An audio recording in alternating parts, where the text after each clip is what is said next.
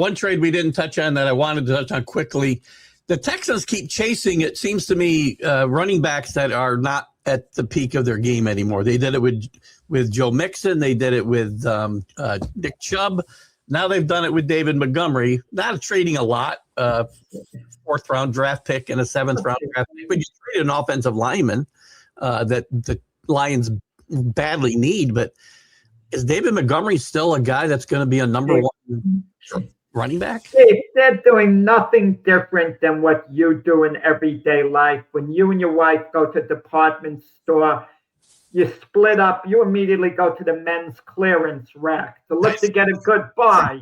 That's very true. Okay? And by the way, Rick, who's a Viking fan, I actually saw a Viking sweatshirt on the clearance rack. It astonished me. Like, what the heck is it doing in New York, a Minnesota Viking sweatshirt?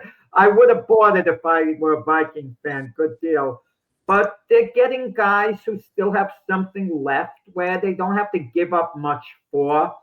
And certain guys revitalize their careers. Not that their careers are necessarily on the downside by far, but change of scenery. A Texans win on defense and ball control, so they like to get these veteran running backs. He's going to be 29 years old, and that's not young as a running back in the NFL. No, but they want someone who's at least dependable, and they address their offensive line. There were problems there with C.J.